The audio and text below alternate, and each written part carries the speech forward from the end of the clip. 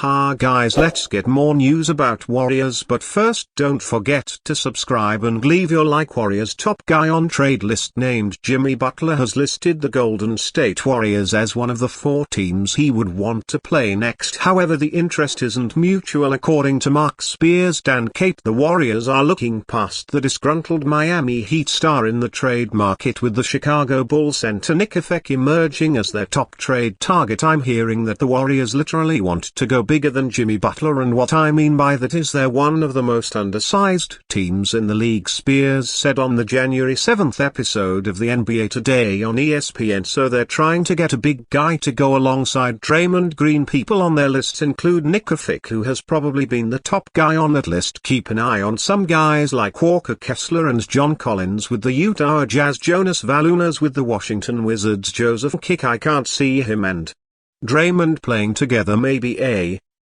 bigger wish is Miles Turner, who will be an unrestricted free agent. The Warriors have one of the smallest front lines in the league, with no player taller than 6'9" in their current rotation. They have a pair of 6'9" traditional centers, Tracy Jackson Davis and Kevin Looney, and then there is the 6'6" Draymond Green, who also plays small ball center, especially in the lineups with both Andrew Wiggins and Jonathan Kuminga. The 6'1" Vic is a 2-time NBA All-Star center who can stretch the floor. Stephen Curry hasn't played with a center like Vic, who can post up and play on the perimeter. The 34-year-old Bulls center is having the best three-point shooting season of his career, hitting a remarkable 42.4% from behind the arc while averaging 20.5 points, 10.2 rebounds and 3.3 assists. However, Vic is a liability on defense, especially on pick and rolls, but Green's presence could mitigate that. The cost of trading for the Bulls big man is also more cost-effective than an all-in trade for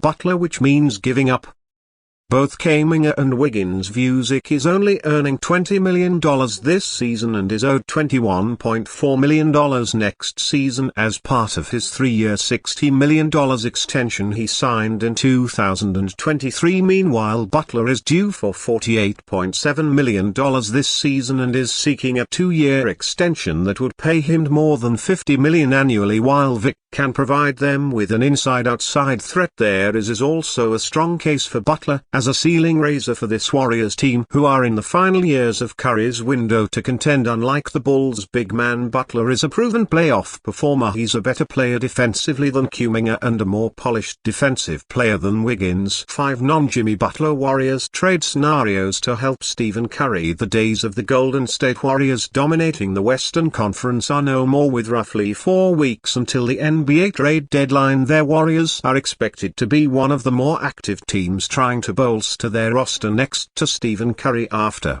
seeing their 12-3 start to the year become an 18-8 record. There is no hiding the fact that the Dubs aren't the same lethal team they once were. Curry still looks like an all-NBA performer at 36 years old, but the offensive struggles that exist for Golden State are alarming. In fact, this team now ranks in the bottom half of team offensive rating and bottom 7 in team field goal percentage. If the Warriors are to flip their season round and become a threat once more in the West playoff picture, then they are going to have to search the trade market for more talent other than just adding Dennis Schroeder a few weeks back. With expiring contracts, young talents and draft capital, there is a path for the Dubs to pursue a few key names before the trade deadline. Whether or not Mike Dunleavy Jr. and Joe LaCab will truly part ways with the young assets on this roster and their future draft picks, knowing that Curry is nearing the end of his career, is the major question many around the league are searching for an answer to. No matter what the February 6th trade deadline shapes up to look like, the Warriors have maintained the same mindset they held this past off-season regarding the team's overall financial situation. Maintain flexibility to pursue another star. That is why Paul George and Laura Markkanen were 2 of the team's primary trade targets over the summer. Although this organization needs and wants another star, there isn't a clear path to adding one before the trade deadline. Brandon Ingram and Zach LaVine aren't on the Warriors' wish list, nor is Zion Williamson. Mutual financial interest exists between Jimmy Butler and their Warriors, yet there isn't a realistic path for him to be paired with Curry and Draymond Green. From a financial perspective, the only moves that Golden State can make before the trade deadline are to add depth and key secondary talent, since they hold no interest in trading and Wiggins, not to mention there still isn't a sense that the Warriors want to part ways with Jonathan Kuminga, which eliminates all equations for adding a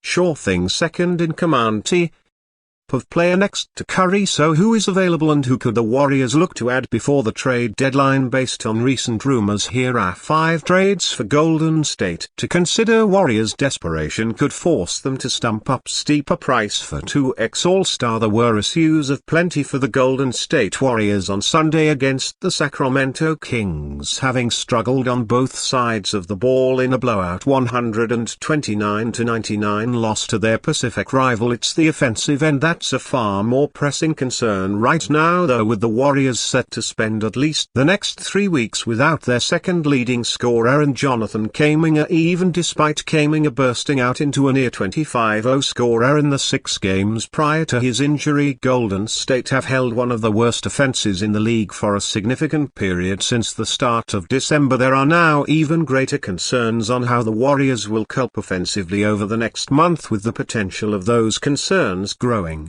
into an urgency level that could only be addressed by an imminent trade. Currently viewed as unlikely to take a risk on 6x All-Star Jimmy Butler, Golden State's best option right now might be Chicago Bulls big man Nifik. The Athletics' Anthony Slater, Marcus Thompson II and Sam Amick reported the Warriors' interest in the 2x All-Star on Saturday, with Vic currently averaging 20.5 points, 10.2 rebounds and 3.3 assists on 42.4% three-point shooting so far this season. Furthering on from their report, Slater and Thompson discussed Vic on the latest episode of the Warriors Plus Minus podcast, and specifically whether the front office should pay up more now as opposed to waiting till the final hours before the deadline. Do you think the urgency of this moment, this 3-week period this time, means that you should fast forward it enough to where you're going to give up a first instead of waiting and giving up a second? Slater questioned. There's a very strong argument for both sides.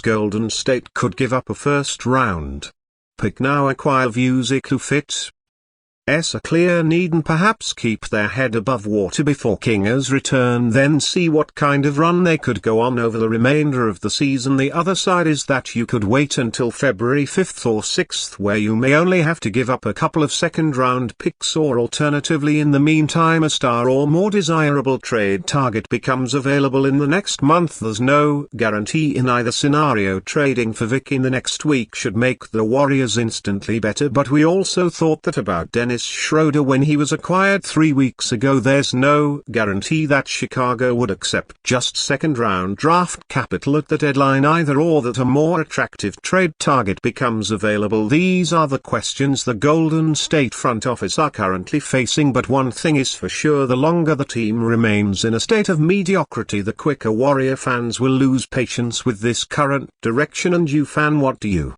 think of the situation of Mikal? Leave your opinion in the comments.